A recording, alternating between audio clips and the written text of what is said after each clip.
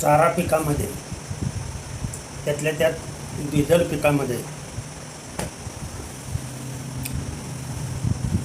गवतांचा राजा असलेलं गवत म्हणा किंवा पीक म्हणा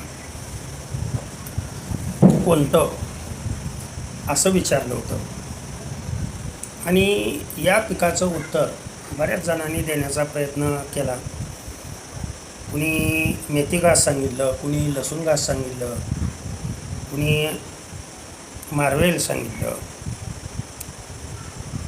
सगळ्यांनी आपापल्या परीने उत्कृष्ट प्रतिसाद दिल्याबद्दल प्रथम सर्वांचं मनपूर्वक आभार मानतो.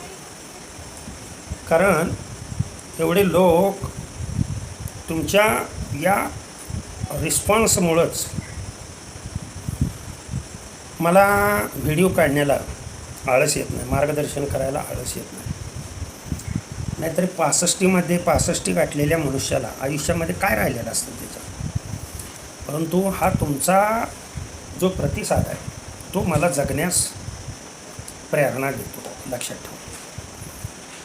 आता बऱ्याच जणांनी प्रयत्न केलं, ऐका पुढे बघूया याचं उत्तर काय आहे. तो सुनबाई सांगे सुनबाई सांगे सुनबाई सांगे ओ सासूला, सुनबाई सांगे सुनबाई सांगे सुनबाई सांगे ओ नवऱ्याला, शेळी मेंढी पालन करायचं आपल्याला, शेळी मेंढी पालन करायचं आपल्याला, शेळी मेंढी पालन करायचं आपल्याला. तर हा या सर्व पिकांचा अगदी एकदल आणि द्विदल पिकामध्ये राजा पीक म्हणलं तर ज्यांनी उत्तर लसूण घास किंवा मेथी घास, घोडा घास, अनेक नाव आहेत, लक्षात ठेवा. हे ज्यांनी उत्तर दिले त्यांची उत्तरं अगदी बरोबर आहेत आणि बरंच काही त्यांना ज्ञान आहे. परंतु हे ज्ञान आणखीन तुम्ही पुढे वाढवा आणि फक्त राजा पीक ते असून त्या राजा पिकाची लागवड जर तुम्ही अचूक नाही केली तर फार अवघड गोष्टी होऊन जातात. मग पहिला प्रश्न मी इथे हा विचारतो की हे पीक लागवड करताना जमीन कसली निवडायची. तर जमीन कोणतीही चालते, याला फक्त करलयुक्त जमीन नको आहे. याला जमीन पाणी न साचून राहणारी जमीन पाहिजे किंवा पाऊस पडला पावसाचं पाणी साठता कामा नये, निचरा होणारी जमीन पाहिजे. मग ती तुमची वाळू मिश्रित असू द्या किंवा काळी जमीन असू द्या किंवा खडकाळ जमीन असू द्या किंवा पोयट्याची जमीन असू द्या, फक्त त्या जमिनीमध्ये पाण्याचा निचरा झाला पाहिजे, पाणी साठता कामा नये. पाणी साठलं की रोग आला, लक्षात ठेवा. त्याच्यामुळं तो पूर्ण प्लॉट असा असला पाहिजे आहे की पाण्याचा निचरा झाला पाहिजे, पाणी साठून राहता कामा नये. तर पहिल्या प्रश्नाचं उत्तर मी तुम्हाला सांगितलं. खोल असणारी जमीन, काळी जमीन, नांगरट खोल करून घेतलेली जमीन, त्याच्यामधली सगळी घाण वगैरे काढून घ्यायची. कारण हे पीक जे आहे जे करतोय ते पीक, लक्षात ठेवा, आपणाला कमीत कमी 3 वर्षाचं करायचं आहे. 1 वर्षाचं किंवा 6 महिन्याचं पीक कधीच करायचं नाही बरं का, लक्षात ठेवा. कारण हे पीक उन्हाळ्यामध्ये मरून जातं. त्याच्यामुळं 3 वर्ष ते पीक चाललं पाहिजे आहे. हे टार्गेट समोर ठेवूनच जमिनीची मशागत करायची.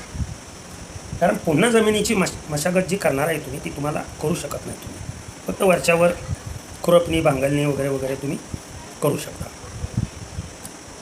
तर या जमिनीमध्ये तुम्ही किती लावायचं आहे आणि किती जनावरांना तुम्ही किती लावणं आवश्यक आहे हे मी पुढं सांगतो. नीट लक्ष द्या. व्यवस्थित व्हिडिओ मोठा होणार आहे, परंतु व्यवस्थित लक्ष देऊन जर तुम्ही ऐकलं तर माझ्या मते तुम्हाला कुठला प्रॉब्लेम येणार नाही. ऐका पुढे. 1 एकर चाऱ्याचं नियोजन असं, 1 एकर म्हणजे 40 गुंठ. चाऱ्याचं नियोजन असं मी सांगतोय तशा पद्धतीनं जर केलं तर यामध्ये तुम्ही कमीत कमी 30 शेळ्या, आणि शेळ्या करायच्या नसतील तर 40 मेंढ्या. हे बघा, फक्त शेळी पालन करायचं असेल 1 एकरामध्ये तर 30 शेळ्या उत्पादन देणाऱ्या असाव्यात. मात्र मी सांगतोय त्या पद्धतीनं चाऱ्याचं लागवड करणं आवश्यक आहे. आणि जर मेंढीपालन फक्त करायचं असेल तर त्याच्यामध्ये 40 मेंढ्या, 45 झाल्या तरी काहीही फरक पडत नाही. मेंढीसाठी म्हणतोय कारण मेंढी काही ठेवतच नाही खाली. पण शेळ्या 30पेक्षा जास्त करू नका. 1 एकर चाऱ्याच्या नियोजनामध्ये हे सांगतोय मी.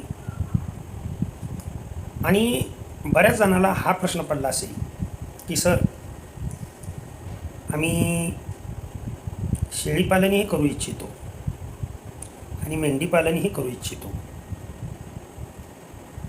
तर कसं कसं करू द्या. तर 1 एकरामध्ये 15 शेळ्या आणि 25 मेंढ्या तुम्ही व्यवस्थितरित्या जगवू शकता आणि भरपूर उत्पादन घेऊ शकता.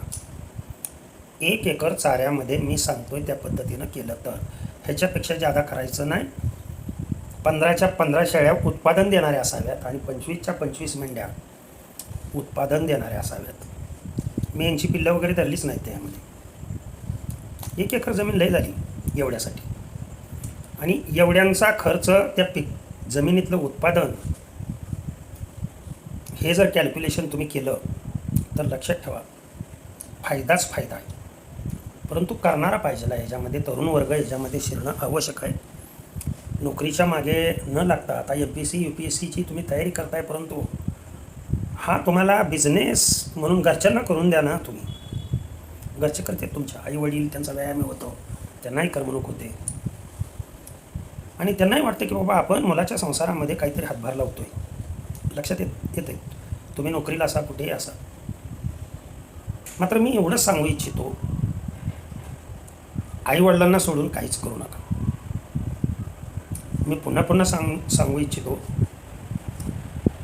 आईवडिलांना सोडून जर तुम्ही यशस्वी होऊ इच्छित असाल तर आयुष्यामध्ये एक ना एक दिवस तुम्ही रस्त्यावर आल्याशिवाय राहणार नाही. तुमच्या पोटी उत्पन्न होणारी प्रजा तुम्हाला दांडक्यानं हाणून बाहेर काढेल. मी काय सांगतोय जरा थोडासा माझ्या बोलण्याचा जरा थोडासा विचार करा. मी आई वडिलांना सोडून काही करू नका. बरेच जण चुकीचे अर्थ घेतात म्हणून मला हे स्पष्टीकरण करावं लागतं बरं का मुद्दाम. मग आता तुम्ही दोघंजण नवरा बायको आहे, बरोबर आहे का? आहे का नाही? मग आई वडील फक्त मुलालाच असतात का? की तुमची जी लग्न करून आलेली मुलगी आहे तिला आई वडील नाहीत का? अरे तिलाही आई वडील आहेत आणि तुम्हालाही आई वडील आहेत. आई वडील सोडून काही करू नका हे म्हणण्याचा अर्थ माझा असा आहे, लक्षात ठेवा की सुनबाईने आपल्या आई वडील आणि सासू सासरे आणि मुलाने आपल्या आई वडील आणि सासू सासरे त्यांच्या विचाराच्या बाहेर जाऊन त्यांचा आशीर्वाद न घेता जर तुम्ही काय कराल तर तुम्हाला एक ना एक दिवस स्वतः तुमची मुलं तुम्हाला घराच्या बाहेर काढल्याशिवाय राहणार नाहीत. वारकऱ्याचा शब्द हा सत्य बोले माझी वाचा. तुम्ही लखोपती असा, करोडपती असा, नाहीतर हे कुठले बी पती असा, लंकापती असा, ध्यानात आलं का तुमच्या? परंतु भिकपती बनायला एक क्षण भिकपती व्हायला लागत नाही. मात्र बाकी सर्व पदव्या धारण करण्यासाठी खूप काही झगडावं लागतं. भिकपती व्हायला झगडावं लागत नाही. ध्यानात आलं? मुद्दाम सांगतोय. विषय असा निघाला. माझं काम आहे ते, लक्षात ठेवा. हे सांगत बाकीचं हे सांगणं हे माझं काम आहे. कारण यशस्वी व्हायचं आहे म्हणल्यानंतर मात्र देवो भव पितृदेवो भव. आलं का लक्षात? देव देवळात नाही हो, देव ह्यांच्यात आहे. आणि ह्यांच्यातला देव जोपर्यंत कळत नाही तोपर्यंत दगडातला देव तुम्हाला काय कळणार आहे माकडा? मुद्दाम सांगतो मी. आई वडील दोघांचे असा माझ्या बोलण्याचा अर्थ घ्यायचा. लक्षात आलं का तुमच्या? तर मी प्रमाण सांगितलं अगोदर, म्हणजे 25 मेंढी आणि 15 शेळ्या तुम्ही एकत्रितरित्या 1 एकराच्या चाऱ्यामध्ये तुम्ही करू शकता. तर त्यापैकी आज माझा हा विषय आहे की गवतांचा राजा लसूण घास, मेथी घास किंवा लुसर्न किंवा घोडा घास, मेथीची भाजी खातो ना आपण, तसा दिसणारा हा जो घास आहे तो किती गुंठ्यामध्ये लावायचा, 1 एकरापैकी किती गुंठ्यामध्ये लावायचा. आता किती तुम्हाला पाळता येतील हे मी अगोदरच बोलून घेऊ. तर हा जो घास आहे तो फक्त 10 गुंठ्यामध्ये लावायचा आहे. 10 गुंठ्यासाठी खत किती वापरायचं आहे ते सांगतो मी. 1 गाडी शेणखत, लेंडी खत, लेंडी खतापेक्षा शेणखत असेल तर, नसेल तर 10 किलो सुपर फॉस्फेट, नाहीतर 10 किलो सुफला, नाहीतर 10 किलो DAP. कुठलंही तुमच्याकडे 10 किलोच्या वरती 10 गुंठ्यासाठी वापरायचं नाही आहे. आणि मायक्रोन्यूट्रियंट हे फक्त 2 किलो वापरायचे 10 गुंठ्यासाठी. त्या मायक्रोन्यूट्रियंटमध्ये बाकीचे सगळे येतात, कारण हे जे तुम्ही वापरणार आहे तेच तुमच्या जनावरांना जमिनीतून पिकांनी शोषलेलंच मिळणार आहे. आणि मग जनावरं तुमच्या आजारी पडत नाही. लक्ष देऊन ऐका व्यवस्थितरित्या. व्हिडिओ मोठा होत्या परंतु लक्ष देऊन ऐका. हे सांगितलं, खताची माहिती सांगितली पूर्णपणे. आता बी किती लागणार आहे, तर बी तुम्ही कसं टाकणार आहे त्याच्यावरती अवलंबून आहे. लक्षात येते का? तुम्ही जर असं विस्कटून टाकणार असाल तर तुम्हाला 10 गुंठ्यासाठी 4 किलो बियाणे भरपूर झाले. असं विस्कटून तुम्ही टाकणार असाल तर, आणि तुम्ही जर ठराविक अंतर सोडून रेष ओढून, रेगा अशा ओढून जर व्यवस्थित लाईन टू लाईन लावणार असाल तर तुम्हाला 2.5 किलो बियाणे भरपूर झाले. लक्षात ठेवा या गोष्टी, म्हणजे तुमचे बियाण्याचे पैसे वाचवू शकतात. त्याच्यासाठी बियाणे कुठं विशेष ठिकाणी आणायला जायची आवश्यकता नाही बरं का. बियाणे कसलेही घ्या, आपण त्याला शुद्ध करणार आहोत. नाहीतर बियाणे आणायचा 1,500चा आणि वाट खर्ची जायची त्याला 2,000 रुपये. आता सध्या जाग्यावर बियाणे पोचवतात. लक्षात ठेवा. पुण्यावरून कुठूनही इतक्या सोयी झालेल्या आहेत की जाग्यावर बियाणे पोचवतात. फक्त त्याचा फायदा, त्या सुविधेचा फायदा घेणारी व्यक्ती पाहिजे. तर हे बियाणे तर मी सांगितलं तुम्हाला. आता पुढं काय करायचं आहे ते पहा. हे जे तुमचे 2.5 किलो किंवा 4 किलो जे बियाणे, 10 लिटर पाणी घ्यायचं. 10 लिटर दोन्हीसाठी. 2.5 किलोसाठी तेवढंच घ्यायचं आणि 4 किलो बियाण्यासाठी सुद्धा तेवढंच घ्यायचं. 10 लिटरच घ्यायचं. आणि त्या पाण्यामध्ये लक्षात ठेवा 1 किलो आपलं खडे मीठ, खड्यासारखं मिळतं ना, ते 1 किलो मीठ त्या 10 लिटर पाण्यामध्ये मिसळवायचं. आणि हे जे तुम्ही किती घेताय, 2.5 किलो घेताय का 4 किलो घेताय, हे बियाणे त्यात टाकायचे आणि असं हलवायचं, पूर्णपणे हलवायचं. यामुळं काय होईल ते मी सांगतो. जे अमरवेल किंवा दुसरे इतर हार्मफुल असणारे घटक त्यातल्या त्यात अमरवेल मिठाच्या पाण्यामध्ये 1 तासभर 1.5 तास भिजत घातले की बरोबर हे बियाणं वरती पूर्णपणे तरंगतं. कुठलं जे योग्य नाही बियाणं ते तरंगतं. मात्र 5-6 वेळा हलवा चांगलं. आलं का लक्षात? कमीत कमी 2 तास, जास्तीत जास्त 5 तास पाण्यामध्ये भिजत घालणं फार महत्त्वाचं आहे. ह्या गोष्टीवरती लक्ष द्या. आणि हे भिजत घातल्यानंतर वर जे येईल तरंगून, ते वरती तरंगून आलेलं ते पूर्णपणे काढून लांब फेकून द्यायचं.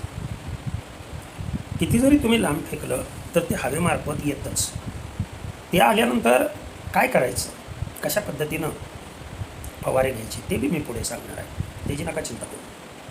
पेरल्यानंतर जरी आमरवेल आला, कारण हे पीक राहणार आहे 3 वर्ष, आणि 3 वर्षामध्ये काय थोडं हवामान बदलत नाही.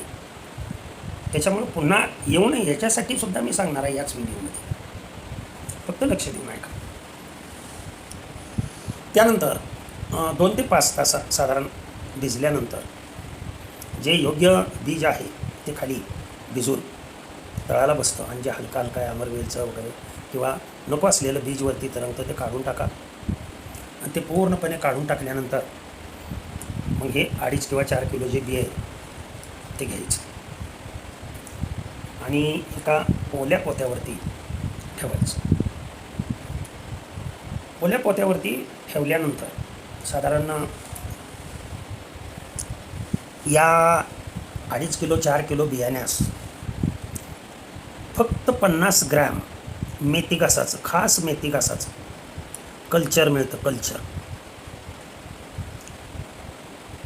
मेथी घासाचं कल्चर मिळतं बरं का, लक्षात ठेवा. मिळालं तर ठीक, त्याला रायझोबियम असं म्हणतात. रायझोबियमचं कल्चर मागितलं 50 ग्रॅम 100 ग्रॅम, जास्त झालं म्हणून काय बिघडत नाही आहे. आणि आता किती किलो बियाणे आहे त्याच्यावरती अवलंबून आहे. 1 लिटर पाण्यामध्ये लक्षात ठेवा अर्धा किलो गूळ, 2.5 किलो बियाण्यासाठी सांगतो मी. आणि जर बियाणे तुमच्याकडं 4 किलो असेल एकूण तुम्ही पेरणार असाल तर सांगतो साधारण 2 लिटर पाणी घ्यायचं त्यासाठी 4 किलोसाठी, आणि 1 किलो किंवा 1.5 किलो गूळ त्याच्यामध्ये विरघळवायचा. आणि हे जे बीज आहे ते त्याच्यामध्ये अगोदर काय करा, हे उकळून घ्या. 1 लिटर पाणी गूळ टाकून उकळून घ्या. मग तो गूळ विरघळेल, पाण्यातले जंतू वगैरे सगळे नाहीसे होतील. दोन्हीसाठी सांगतो. उकळून घेऊन थंड झालं की त्याच्यामध्ये हे बीज टाका. कुठलं अगोदर उकळल्यानंतर थंड झालं की त्याच्यामध्ये हे कल्चर टाकायचं. 100 ग्रॅम कल्चर सांगितले ते, आणि नंतर त्याच्यामध्ये बीज टाकायचं आणि ते पूर्ण हलवून असं त्याच्यामध्ये 1 तासभर भिजत राहिलं पाहिजे. बघा हे नॅचरल आहे सगळं, अजिबात खर्च करत बसायचं नाही आहे. त्याला ते कल्चर सगळं लागलं. गूळ ह्याच्यासाठी घेतलं की ती कल्चर त्या बियाला लागावं. पाणी आणखीन कमी घेतलं तरी चालतं, परंतु 1 लिटर पाण्यामध्ये 2 किलो बीज अगदी व्यवस्थितरित्या कल्चर त्याला लागतं. आणि मग काय करायचं, पोतं एक ओलं करून त्या ओल्या पोत्यावरती, एक लक्ष द्या काय सांगतो त्याच्यावर, ओल्या पोत्यावरती असं सावलीला सुकू द्यायचं, पूर्णपणे सुकू द्यायचं. 4 किलो असेल किंवा हे तुमचं 2.5 किलो असेल. पूर्ण बिया सावलीला सुकल्यानंतर, आता कल्चर वगैरे तर त्याला आपण लावलेलंच आहे. आता डायरेक्ट नेऊन तुम्ही असं न पेरता मी सांगतोय ती पद्धत अवलंबा. मी काय सांगतोय त्याच्यावरती लक्ष द्या. 4 किलो जर तुम्ही बी घेतलेला असेल तर त्यामध्ये वाळू असते ना, वाळू, बारीक वाळू चाळून घ्यायची, ती गाळणीनं चाळून घ्यायची. त्या 4 किलो बियाण्यामध्ये 2 किलो वाळू मिसळायची. लक्ष द्या व्यवस्थितरित्या. आणि 2.5 किलोसाठी 1 किलो वाळू त्या बियाण्यामध्ये मिसळायची. आणि मग तुम्ही ते त्या जमिनीत वाफे सरी पद्धतीने, वाफ्यापेक्षा सरी पद्धतीनं जर केलं तर कापण्या जास्त मिळतात बरं का, लक्षात ठेवा. याचा अर्थ वाफ्यामध्ये मिळत नाहीत असं नाही आहे. कुठल्याही पद्धतीनं करा. मग आता हे तुम्ही जर समजा रेगावडून जर लावणार असाल तर ह्याच्यामुळं काय होईल, वाळू मिसळल्यामुळं तुमचं जे बीज आहे ते बीज व्यवस्थित अंतरावरती पडलं जाईल. आणि 2 बियामधील अंतर किंवा 2, कारण ह्याला फुटवा येतो, येतं का लक्षात तुमच्या. आणि नांगी पडता कामा नये याच्यामध्ये थोडीसुद्धा. त्याच्यामुळं हे मिश्रण करून तुम्ही त्या जमिनीमध्ये रेगावडून किंवा असं विस्कटल्यानंतर फक्त कुळव ज्याला म्हणतो तो कुळव फक्त फिरवायचा वरून. बीज वाजवीपेक्षा जर खोल गेलं उगवण्यासाठी त्रास देतं, लक्षात ठेवा. आणि बी पेरल्या लगेच पाणी द्यायचं आहे. ही झाली पूर्णपणे पहिलं पाणी फिरवलं आपण, अगदी व्यवस्थित जमीन वगैरे व्यवस्थित करून पाणी व्यवस्थित फिरवलं. आता पुढं काय करायचं, पहिलं पाणी दिल्यानंतर दुसरं पाणी लगेच तिसऱ्या दिवशी द्यायचं आणि तिसरं पाणी लगेच 6व्या दिवशी द्यायचं. त्यानंतर काय करायची आवश्यकता नाही आहे. हे बीज व्यवस्थितरित्या याला अंकुर वगैरे फुटून 8व्या 9व्या 10व्या दिवशी तर पूर्णपणे हिरवगार तुम्हाला दिसतं.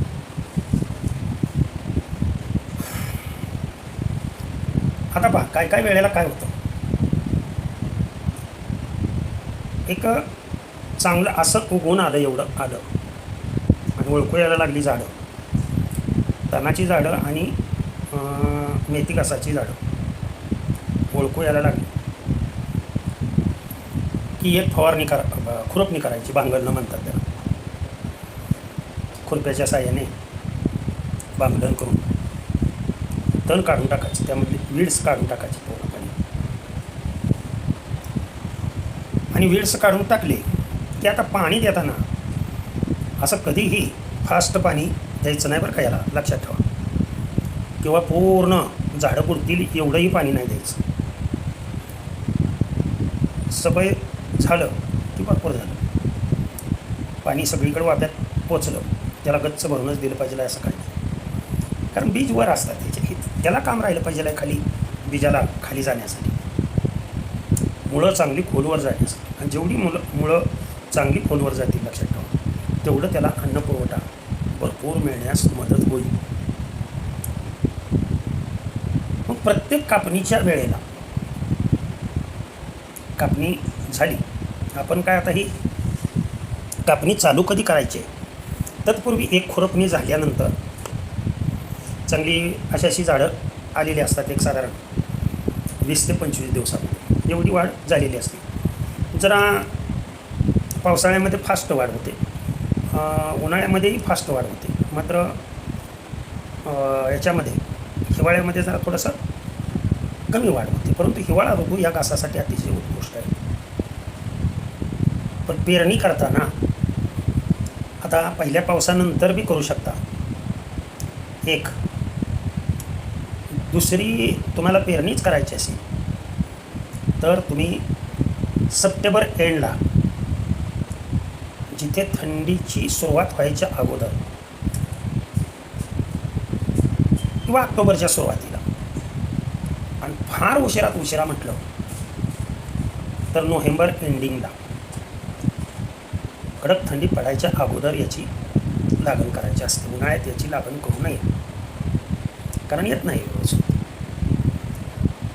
अगोदरच तग धरून असलेलं तर उन्हाळ्यात तग धरून राहतं. ते उन्हाळ्यात कमी दिवसाला 7-8 दिवसाला पाणी लागतं.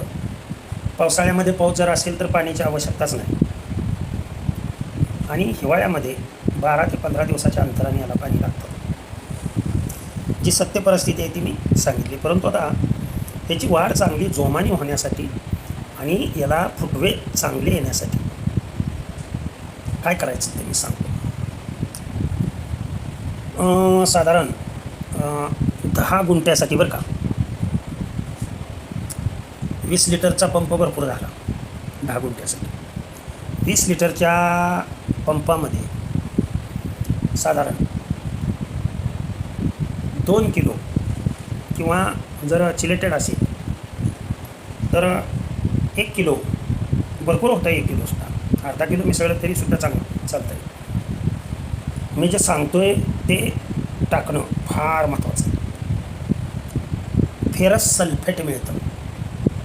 अगदी अर्धा किलो जरी वापरलं तुम्ही 20 लिटरच्या पंपाला आणि ते पंपाने असं फवारलं तर तुम्हाला सांगतो फुटवे आणि वाढ इतकी वेगाने जबरदस्त होते.